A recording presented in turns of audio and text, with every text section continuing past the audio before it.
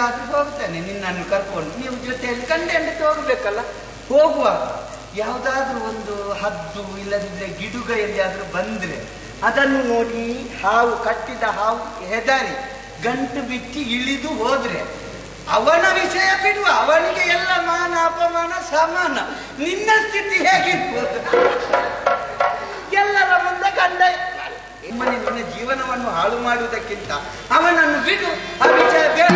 ಮದುವೆ ಆಗಲೇಬೇಕಾ? ಹೌದು. ಹೌದಾ? ಹೌದು. ಬೇರೆ ಯಾರು ಅಲ್ಲ, ನೀನು ಆದೀತು ಅಂತ ಹೇಳಿದ್ರೆ ಬೇಕಾದ್ರೆ ಮದುವೆ ಖರ್ಚೆಲ್ಲ ನಾನೇ ಮಾಡ್ತೇನೆ. ಇಲ್ಲ, ವಧು ದಕ್ಷಿಣೆ ಬೇಡ ನನಗೆ, ವರದಕ್ಷಿಣೆ ಬೇಡ. ನಾನೇ ವಧು ದಕ್ಷಿಣೆ ಅಂತ ನಿನಗೇನಾದ್ರೂ ಕೊಡ್ತೇನೆ. ನೀನು ಆದೀತು ಅಂತ ಹೇಳಿದ್ರೆ ನಿನ್ನನ್ನು ನಾನೇ ಮದುವೆ ಆಗುತ್ತೇನೆ.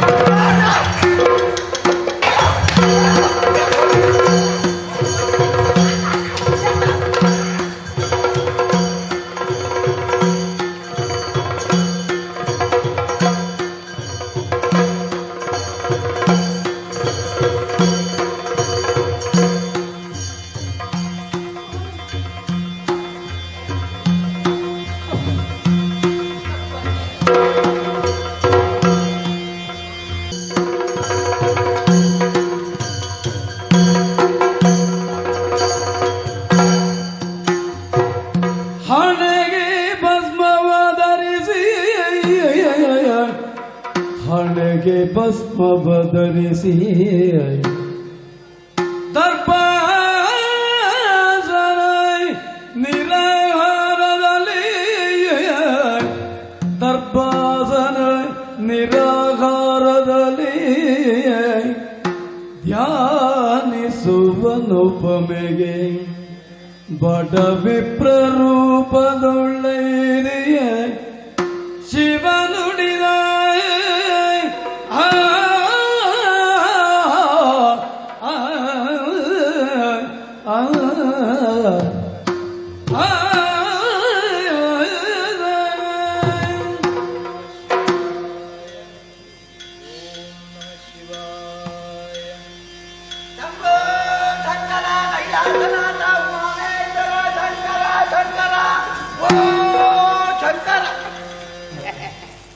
ಮರದ ರೆಂಬೆ ಮೇಲೆ ತಪಸ್ಸು ಮಾಡ್ತಾ ಇದ್ದೆ.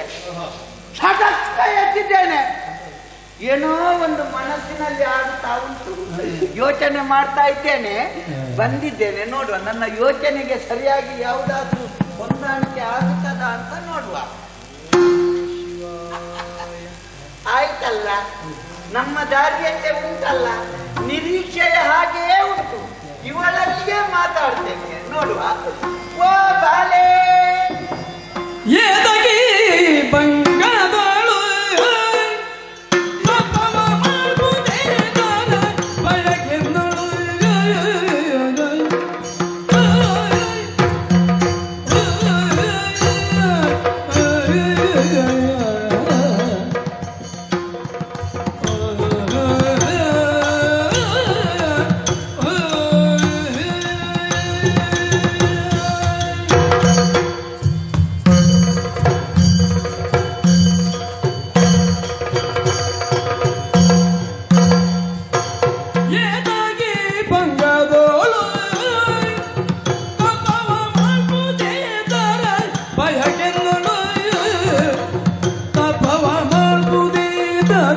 ಬಯಕೆನ್ನುಳ್ಳು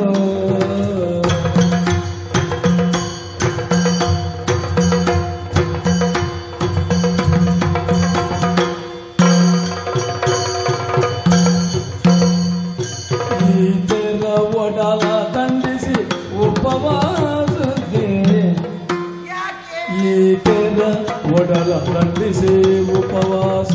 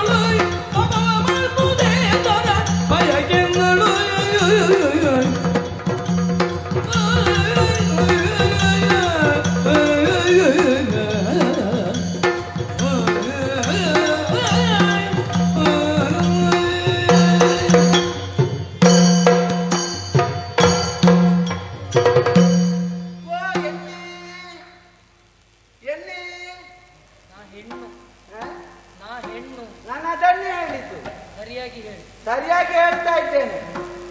ಓ ಹೆಣ್ಣೆ, ನಿನ್ನನ್ನು ಕಾಣುವಾಗ ಅಯ್ಯೋ ಅಂತ ಎಣಿಸ್ತಾ ಉಂಟು ನನಗೆ. ಅಲ್ಲ, ನಿನಗೆ ತಲೆ ಸರಿ ಉಂಟ? ಇಷ್ಟು ಭಂಗದಲ್ಲಿ, ಇಲ್ಲಿ ಭಂಗ ಅಲ್ವಾ, ಈ ತರ ಭಂಗದಲ್ಲಿ ಇಲ್ಲಿ ಕುಳಿತು ತಪಸ್ಸು ಮಾಡ್ತಾ ಇದೆಯಲ್ಲ. ಆಹಾ, ನಿನ್ನ ಶರೀರವನ್ನು ಕಾಣುವಾಗ ಎಷ್ಟು ಚಂದದ ಹೆಣ್ಣು ನೀನು. ನೀವೆಲ್ಲ ಈ ತಪಸ್ಸು ಮಾಡುವುದ? ಅದು ಹೊಟ್ಟೆಗೆ ತಿನ್ನುವುದು. ಈ ರೀತಿ ಇಷ್ಟು ಚಂದದ ಶರೀರವನ್ನು ಇಲ್ಲಿ ಕುಳಿತಲ್ಲಿಗೆ ಕುಳಿತು ಅದು ಅಲ್ಲಿಗೆಲ್ಲ ಮರಗಟ್ಟಿ ಹೋಗುದಲ್ವ, ಕೈಕಾಲೆಲ್ಲ ಕುಳಿತಲ್ಲೇ ಕುಳಿತರೆ ಅಷ್ಟು ಗೊತ್ತಾಗುವುದಿಲ್ಲ. ಈ ಪ್ರಾಯದಲ್ಲಿ ನೀವು ಏನು ಮಾಡಬೇಕು? ಚಂದದೊಂದು ಹುಡುಗನನ್ನು ನೋಡಿ ಮದುವೆಯಾಗಿ ಒಂದು 10-15 ಮಕ್ಕಳನ್ನೆಲ್ಲ ಪಡೆದು, ಆಮೇಲೆ ಮಕ್ಕಳೆಲ್ಲ ಜೊತೆಯಲ್ಲಿ ಇಲ್ಲದಿದ್ರೆ, ಮಕ್ಕಳಾಗದಿದ್ರೆ ಒಂದು ನಾಯಿ ಮರಿಯನ್ನಾದರೂ ಸಾಕಿ ಚೆನ್ನಾಗಿ, ಹೌದು, ಅದನ್ನು ಬೆಳಿಗ್ಗೆ ಸಂಜೆ ಹೊತ್ತಿನಲ್ಲಿ ಎತ್ತಿಕೊಂಡು ಎಲ್ಲಿಯಾದರೂ ದಾರಿ ಬದಿಯಲ್ಲಿ ಆಚೆ ಈಚೆ ಹೋಗುವುದು, ಆಯಾಸ ಆದರೆ ಬಂದು ನಾಯಿಯ ಜೊತೆಯಲ್ಲಿಯೇ ಮಲಗುವುದು. ಇಂಥದ್ದನ್ನೆಲ್ಲ ಮಾಡಬೇಕು ಹೆಣ್ಣು ಮಕ್ಕಳೆಲ್ಲ. ಅದನ್ನೆಲ್ಲ ಬಿಟ್ಟು ಇಲ್ಲಿ ಹೀಗೆ ಹುಡಿ ಇಟ್ಕೊಂಡಾಗೆ ಬೆರಳನ್ನು ಇಟ್ಕೊಂಡು ಎಂಥದ್ದು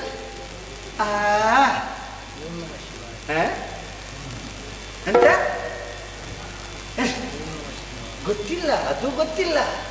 ಪಾಪ, ಹೆಣ್ಣು ಪಾಪ, ಎಲ್ಲಿಯೋ ತಪ್ಪಿ ಹೀಗೆ ಬಂದದಿರ್ಬೇಕು. ಅಲ್ಲ, ಇಷ್ಟು ಕಷ್ಟದಲ್ಲಿ ತಪಸ್ಸನ್ನು ಮಾಡ್ತಾ ಇದೆಯಲ್ಲ, ಯಾಕೆ, ಯಾರಿಗಾಗಿ, ಏನು ವಿಷಯ? ಸಡಗರ ಮಾತಿನೆಗೆ ಭೂಸುರ ಸಾರು ಮೃಡ ನೋಡಗೂಡಲಿಗೆ ತೊಡಗಿರ್ಪಿ ತಪವನ್ನು ನುಡಿಸಲಿ ಸಾರುತ್ತ,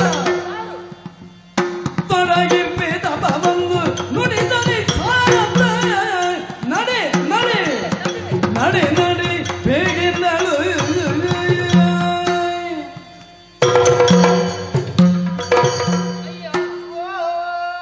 ಆಗಂತುಕನಾಗಿ ಬಂದವನು ನೀನು. ಹೌದು, ಹಣೆಗೆ ಭಸ್ಮವನ್ನು ಧರಿಸಿ ದರ್ಭಾಸನದಲ್ಲಿ ಕುಳಿತು ಹೌದು, ನಿರಾಹಾರಳಾಗಿ ಹಾ. ಶಿವನ ಕುರಿತಾಗಿ ಏಕೋ ಚಿತ್ತದಿಂದ ಧ್ಯಾನಿಸುತ್ತಾ ಇದ್ದೆ. ಅಷ್ಟು ಚಂದದ ಹಣೆಗೆ ಇಷ್ಟು ಭಸ್ಮ ಹಾಕಿ ಅದೆಲ್ಲ ಯಾಕೆ? ಸಣ್ಣ ಬಟ್ಟೆ ಇರ್ಬೇಕು, ಅದು ಉಂಟಲ್ಲ ಅಂತ ಕಾಣಬಾರ್ದು ಎದುರಿನವರಿಗೆ. ನೀವು ವಿಪ್ರರು ಹೌದಲ್ಲ? ಹೌದು, ಯಾಕೆ? ವಿಪ್ರರಾದವರು ಈ ರೀತಿಯಾಗಿ ಮಾತನಾಡುವುದೇ? ನಾನು ಮಾತಾಡುದು. ಸಂಸ್ಕಾರ ಏನು ಎನ್ನುವುದನ್ನು ಅರಿತವರಾದಂತಹ ನೀವು, ಹಾ. ಸಂಸ್ಕಾರವನ್ನು ಬೋಧನೆ ಮಾಡಬೇಕಾದಂತಹ ನೀವು, ಹಾ. ಸ್ತ್ರೀ ಧರ್ಮದ ಕುರಿತಾಗಿ ಅವಾಚ್ಯ ಶಬ್ದಗಳಿಂದ ಆಡುವುದಕ್ಕೆ ಅವಾಚ್ಯ ಶಬ್ದ ಎಂತದ್ರಲ್ಲಿ ಮಾತಾಡಿದ್ದೇನೆ ನಾನು? ಲೋಕ ಧರ್ಮವನ್ನು ಅನುಸರಿಸಿಕೊಂಡು ಹಾ. ಸ್ತ್ರೀಯರಾದವರು ಹಾ. ಯಾವ ರೀತಿ ನಡೆಯಬೇಕು ಅದನ್ನು ಹೇಳಿಕೊಡಬೇಕಾದವರು ನೀವು. ಹೌದು. ಅದರ ಬದಲಾಗಿ ತನ್ನ ದಿಕ್ಕು ತಪ್ಪಿಸುವುದಕ್ಕೆ ನೀವು ಪ್ರಾರಂಭಿಸುತ್ತಾ ಇದ್ದೀರಾ. ತಪ್ಪಿಸುದಲ್ಲ ನೋಡಿ, ಈಗ ವಿಷಯ ಕೇಳಿ, ಅದಕ್ಕೆಲ್ಲ ಪ್ರಾಯ ಉಂಟು. ಎಲ್ಲ ಆದ ಮೇಲೆ ಇದ್ದದ್ದನ್ನೆಲ್ಲ ಕಳ್ಕೊಂಡ ಮೇಲೆ ಮತ್ತೆ ಸುಮ್ಮನೆ ದುಡ್ದು ತಿನ್ನುವುದಕ್ಕಿಂತ ಇಂಥದ್ದನ್ನು ಹಿಡ್ಕೊಂಡು ಇಲ್ಲಿ ಆದ್ರೂ ಕುಳಿತು ತಿನ್ನಬೇಕು. ಈ ಪ್ರಾಯದಲ್ಲೆಲ್ಲ ನೀವು ಇದನ್ನು ಮಾಡಿದ್ರೆ ಹೇಗೆ? ವಾಸ್ತವ ಪ್ರಪಂಚದಲ್ಲಿ ಬೇಕಾದಂತಹ ಸುಖವನ್ನು ಅನುಭವಿಸಬೇಕು ನಿಜ, ಆದರೆ ಹೇಗೆ ಅನುಭವಿಸಬೇಕು ಎನ್ನುವುದನ್ನು ನೀವು ಬೋಧನೆ ಮಾಡಬೇಕಾದವರು. ಬೇರೇನು ವಿಚಾರವಲ್ಲ ಈ ತಪಸ್ಸಿಗೆ. ಮತ್ತೆ ಶಿವನನ್ನು ಕುರಿತು ತಪಸ್ಸನ್ನು ಆಚರಿಸಬೇಕು, ಅವನನ್ನೇ ಮದುವೆಯಾಗಬೇಕು ಎನ್ನುವಂತಹ ಇಚ್ಛೆಯನ್ನು ಹೊಂದಿಕೊಂಡು ಆ ಸಂಕಲ್ಪದಿಂದಲೇ ಇಲ್ಲಿ ಕುಳಿತವಳು ನಾನು. ಬಂದು ನನ್ನ ತಪವನ್ನು ಕೆಡಿಸಿ ಸಡಗರದ ಮಾತುಗಳನ್ನಾಡಿ ದಿಕ್ಕು ತಪ್ಪಿಸುವುದಕ್ಕೆ, ಮನಸ್ಸನ್ನು ಚಾಂಚಲ್ಯಗೊಳಿಸುವುದಕ್ಕೆ ಮುಂದುವರಿತಾ ಇದ್ದೀರಾ. ನಡೆಯಲಿಲ್ಲ. ಈಗ ಯಾರನ್ನು ಮದುವೆ ಆಗ್ಲಿಕ್ಕೆ? ಶಿವನ ಕುರಿತ ಅವನನ್ನು ನೋಡಿದ್ಯಾ ನೀವು? ನಿಟಿಲಾಕ್ಷಿ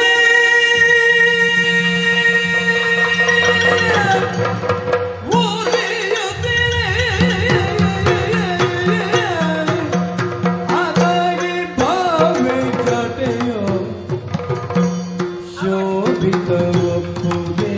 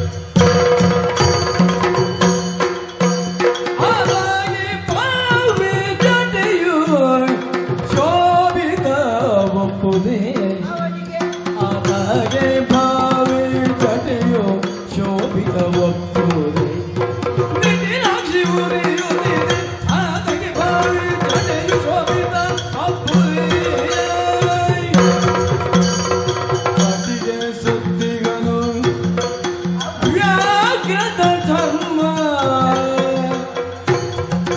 ಕಟಿಗೆ ಸುದ್ದಿಗನು ವ್ಯಾಘ್ರದ ಧರ್ಮ ನಿನಗೆ ಸಂಘಟನೆ ಬೇಸಲ್ಲಕೇನು ನಿನಗೆ ಸಂಘಟನೆ ಬೇಸಲ್ಲ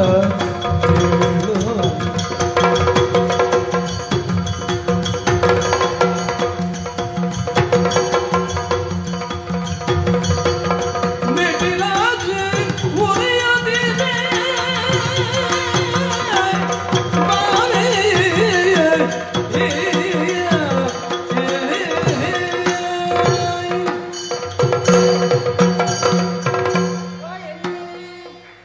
ಆಡುವುದಾದ್ರೆ ನೇರವಾಗಿ ಆಡಿ. ಎಂತ ಅದು ಅದಲ್ಲ ಯಾಕೆ ಇದು ಯಾಕೆ ಹೀಗೆ ಇಟ್ಕೊಂಡು ಶಿವನ ಕುರಿತಾಗಿ ತಪಸ್ಸು, ಆತನನ್ನೇ ವಿವಾಹವಾಗಬೇಕು ಅನ್ನೋ ಸಂಕಲ್ಪ. ಈಶ್ವರ ಪರಮೇಶ್ವರ ಹೌದು. ಶಿವ ಹ್ಮ್. ನಿಮಗೆ ಹುಚ್ಚಲ್ವಾ? ಯಾಕೆ? ಈಶ್ವರ ಅಂತೆ ಶಿವ ಅಂತೆ ಇದೆಲ್ಲ ಬೇಕಾ? ನೋಡಿ, ಯಾವುದೇ ವಿಷಯ ಆದರೂ ದೂರದಿಂದ ನಮಗೆ ನೋಡುವಾಗ ಚಂದ ಕಾಣ್ತದೆ, ಹತ್ತಿರ ಹೋಗಿ ನೋಡಿದ್ರೆ ಗೊತ್ತಾಗುದು ಏನೆಲ್ಲ ಬೇಡದುಂಟು ಬೇಕಾದುಂಟು ಅಂತೇಳಿ. ಏನು ಬೇಡದ್ದು ಬೇಕಾದದ್ದು. ನೀನೀಗ ಪರಮೇಶ್ವರನನ್ನು ಮದುವೆ ಆಗುದಕ್ಕೆ ಹೊರಟಿದ್ದಿ. ಹೌದು. ಇದೆಲ್ಲ ಆಗುದಲ್ಲ, ಆಗುವ ವಿಷಯ ಅಲ್ಲ. ಬಿಡು. ಯಾಕಾಗುವುದಿಲ್ಲ? ಯಾಕಾಗುವುದಿಲ್ಲ? ಯಾಕೆ ಆಗಬೇಕು? ನನಗೆ ಬೇಕಾದಕ್ಕಾಗುದು. ಆಗುದಿಲ್ಲ. ನೀವು ಹೇಳಿದಾಗಿರುವುದಲ್ಲ. ಇರುವುದಲ್ಲ. ನಿನಗೆಲ್ಲ ವಿಷಯ ಗೊತ್ತಾದ್ರೆ ನೀನು ತಪಸ್ಸು ಬಿಡಿ, ಇಲ್ಲಿಂದ ಎದ್ದು ಓಡ್ತೀನಿ. ಏನು ವಿಷಯ ಏನು? ಮತ್ತೆ ಅವನನ್ನು ನೋಡಿದ್ಯಾ ಸರಿಯಾಗಿ? ಕಲ್ಪನೆ ಉಂಟು ಹೇಗಿದ್ದಾರೆ. ಕಲ್ಪನೆಯಲ್ಲಿ ಅಲ್ಲ, ಅವನನ್ನು ನೋಡಿದ್ಯಾ? ನೀನು ಮುಖ ನೋಡಿದ್ಯಾ? ಭಕ್ತರೆಲ್ಲರೂ ಕೊಂಡಾಡ್ತಾರೆ, ಹಾಗಾಗಿ ನನಗೆ ಅರ್ಥ ಅಂತದ್ದು ಅರ್ಥ ಆಗುದು. ಏನುಂಟು? ಎಲ್ಲರಿಗೆ ಎರಡಾದ್ರೆ ಅವನಲ್ಲಿ ಮೂರುಂಟು. ಗೊತ್ತುಂಟ ನಿನಗೆ? ಏನು? ಕಣ್ಣು ಇದ್ರೆ ಹಣೆಯಲ್ಲಿ ಒಂದು ಕಣ್ಣುಂಟು.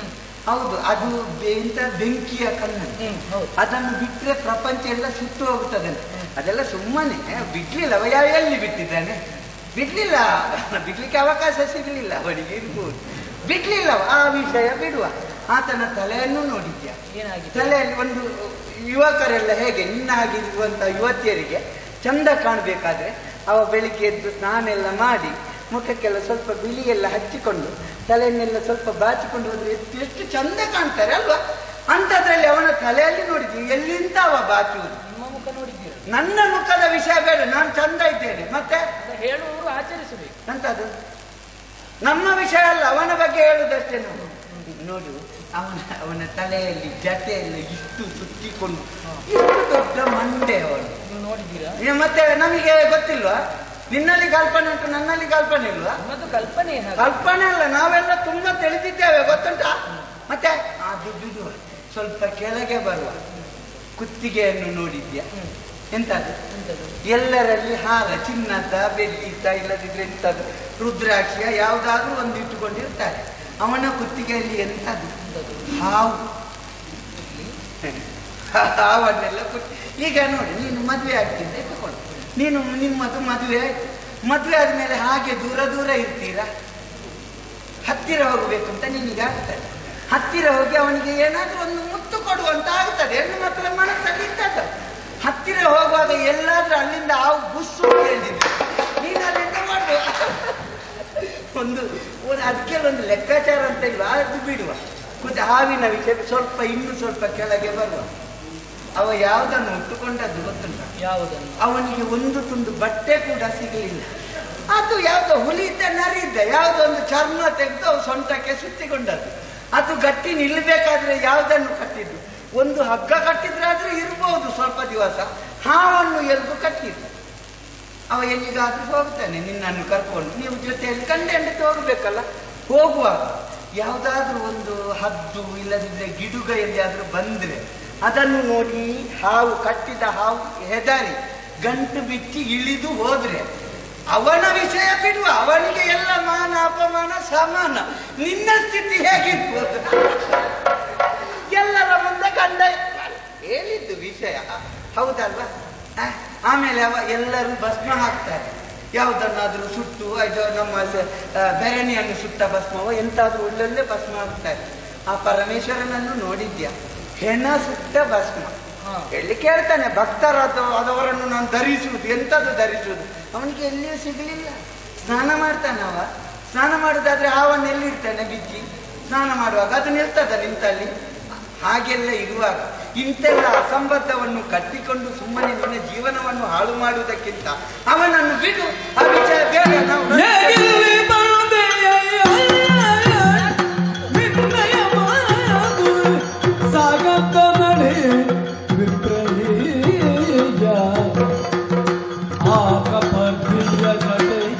ನಿಟಿಲಾಕ್ಷಿ ಹುಲಿ ಚರ್ಮ ಲೋಕ ರಕ್ಷಾಯ ನಿರ್ಣಯ ಮಾಗುರಿ ಸಾಗಂತ ನಡೆಯ ವಿಪ್ರಯ.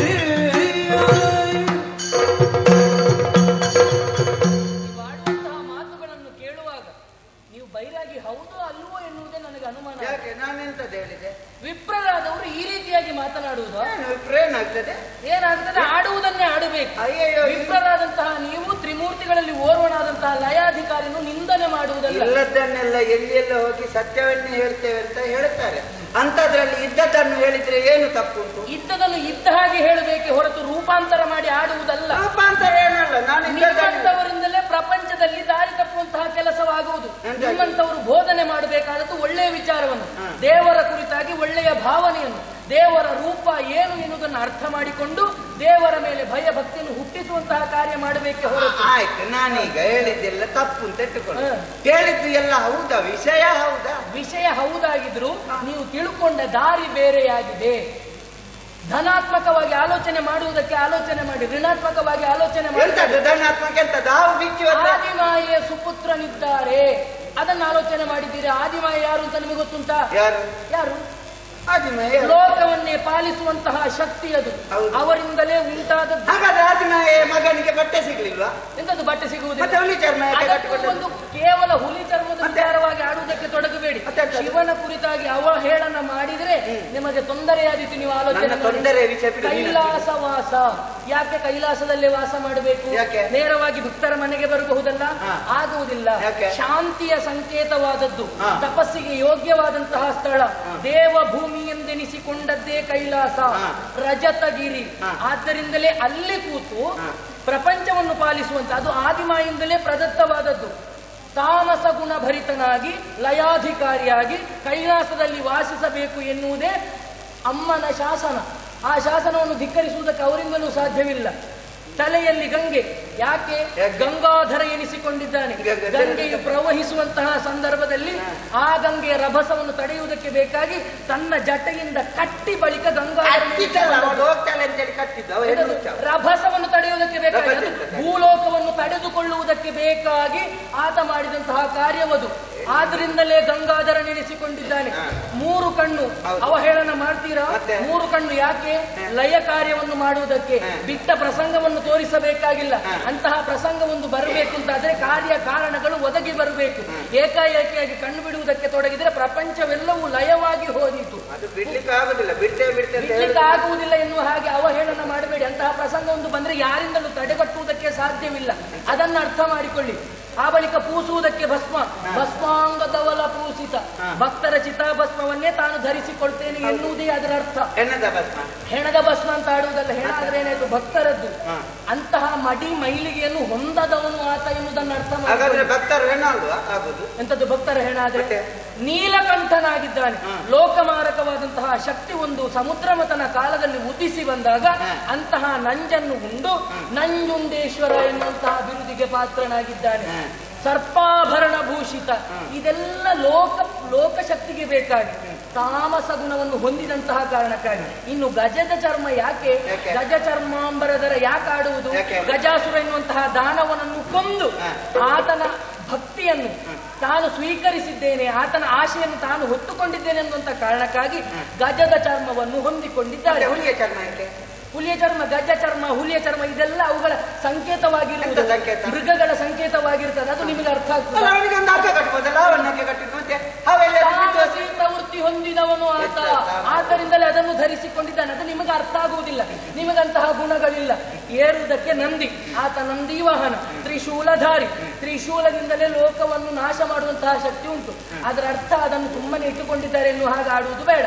ಯಾರಿಗೆ ವಿಶ್ವವು ಆಂಗಿಕವು, ವಾಕ್ ರೂಪವಾದುದೆಲ್ಲ ವಾಚಿಕವು, ಸೂರ್ಯಚಂದ್ರ ನಕ್ಷತ್ರಾದಿಗಳು ಯಾರಿಗೆ ಆಹಾರ್ಯವೋ ಅಂತಹ ಸಾತ್ವಿಕ ಶಿವನಿಗೆ ನಮಸ್ಕಾರ ಎನ್ನುವ ಹಾಗೆ ಉಳಿದವರೆಲ್ಲರೂ ಆಡ್ತಾರೆ. ಭಕ್ತ ಕೋಟಿಗಳು ನುತಿಸುವುದಕ್ಕೆ ಪ್ರಾರಂಭ ಮಾಡ್ತಾರೆ. ಹೀಗೆ ಮಾತನಾಡ್ತಾ ಇದ್ರೆ ನಾನು ಸುಮ್ಮನೆ ಉಳಿಯುವುದಿಲ್ಲ. ನಿಮ್ಮ ಕಾರ್ಯವನ್ನು ನೀವು ಮಾಡುತ್ತಾ ಹೋಗಿ ಹೋಗಿ, ನಿಮ್ಮ ಕಾರ್ಯ ಬೇರಿದ್ರೆ ಮಾಡಿ, ನನ್ನ ದಿಕ್ಕು ತಪ್ಪಿಸಬೇಕು. ನಾವು ರಾಜ್ಯದಲ್ಲಿ ತೆಗೆಯುವ ಎಂತದ್ದು ಸುಮ್ಮನೆ ನಿಮ್ಮ ಹತ್ರ ಬರುವುದಕ್ಕೆ ನಡೀರಿ ನಡೀರಿ ಅಂತ ಹೇಳಿದ್ರೆ ಏನು ಸಂಬಂಧ? ನನಗೂ ನಿಮ್ಗೆ ಏನು ಸಂಬಂಧ ಇಲ್ಲ. ನನಗೆ ಪರಿಚಯ ಹೋಗಿಲ್ಲ. ನಿಮಗೆ ನಾನು ಎಷ್ಟು ಹೇಳಿದ್ರು ಈ ಹಾಗೆ ಅದು ಹದಿಹರೆ ಅಂತ ಉಂಟಲ್ಲ, 11ರಿಂದ 19ರವರೆಗೆ ಅಷ್ಟು ಅದು ಆ ಹೊತ್ತಿಗೆ ಹೆಣ್ಣು ಮಕ್ಕಳಿಗೆ ಎಂತ ಹೇಳಿದ್ರು ಅರ್ಥ ಆಗಿ 19 ಯಾರು ಹಾಡಿದ್ಯಾರ ಅಲ್ಲ ಹೇಳಿದ್ದು ವಿಷಯ ನಿನಗೆ ಎಷ್ಟಾಯ್ತು ಅಂತ ನನಗೆ ಗೊತ್ತುಂಟಾ? ನಿಮ್ಗೆ ಯಾಕೆ ಆ ವಿಚಾರ? ವಿಷಯ ಈಗ ನಿನಗೆ ಅರ್ಥ ಆಗುದಿಲ್ಲ, ನಿನಗೆ ಅವನೇ ಬೇಕು. ನಿನಗೆ ಮದುವೆ ಆಗುವ ಸ್ವಲ್ಪ ದೇವರನ್ನು ಪಡೆಯುವುದೇ ನನ್ನ ಉದ್ದೇಶ. ಸುಮ್ಮನೆ ಪತಿಯಲ್ಲಿ ದೇವನನ್ನು ಕಾಣುವುದು ಬೇರೆ, ದೇವನನ್ನೇ ಪತಿಯಾಗಿ ಪಡೆಯುವುದು ಬೇರೆ. ನೀನು ಕುಳಿತುಕೊಂಡು ತಾಳಮದ್ದೆಯಲ್ಲಿ ಮಾತಾಡಿದಾಗೆ ಮಾತಾಡ್ತಾ ಇದ್ದೆ, ನಾನು ನಿಂತುಕೊಂಡು ಮಾತಾಡ್ತೀನಿ. ನನಗೆ ಅಲ್ಲಿಯೂ ಮಾತಾಡು, ನೀನು ಮಾತಾಡಬೇಕು. ನೀನು ತುಂಬಾ ಮಾತಾಡ್ತೀನಿ, ನನಗೆ ಕಷ್ಟ ಆಗ್ತದೆ. ಸ್ವಲ್ಪ ಮಾತನಾಡಿ ಮಾತಾಡಿದ್ರೆ ವಿಷಯ ಇಲ್ಲ, ಹೋಗ್ಲಿಕ್ಕಿಲ್ಲ. ಮತ್ತೆ ಹೋಗುವ ನಾವು. ವಿಷಯ ಗೊತ್ತುಂಟ ನಿನಗೆ? ಈಗ ಮದುವೆ ಆಗಲೇಬೇಕಾ? ಹೌದು, ಹೌದಾ? ಆಗ್ಲೇಬೇಕಾ? ಈ ಸಲವೇ ಆಗ್ಬೇಕು. ತಪಸ್ಸಿಗೆ ಒಲಿದು ಬಂದಂತಹ ಶಿವ ಯಾವ ಶಿವನ ವಿಷಯ ಬಿಡುವ. ನಿನಗೆ ನೋಡು, ಅವ ಇರುವುದು ಇಷ್ಟು ಉದ್ದ, ನೀನು ಇಷ್ಟು. ಯಾರು ಹೇಳಿದ್ದು ಇಷ್ಟು ಉದ್ದವೇ ಇರುವುದು? ನನಗೆ ಗೊತ್ತುಂಟು, ನನ್ನ ಕಲ್ಪನೆಯಲ್ಲಿ ಇದ್ದಾನೆ. ಗಾತ್ರದಲ್ಲಿ ಏನುಂಟು? ಅಲ್ಲ ಹೇಳು, ಗಾತ್ರದಲ್ಲಿ ಏನಿಲ್ಲ, ಅದು ನನಗಿಂತ ಸ್ವಲ್ಪ ಚಿತ್ತವೇ. ನಿಮಗೆ ಅದು ಹೊಂದಾಣಿಕೆ ಆಗುದಿಲ್ಲ. ಅದಕ್ಕಾಗಿ ನಿನ್ನ ಹಾಗೆಯೇ ಇರುವಂತವರನ್ನು ಕೆಲವು ಮಂದಿಯನ್ನು ಹೇಳ್ತೇನೆ.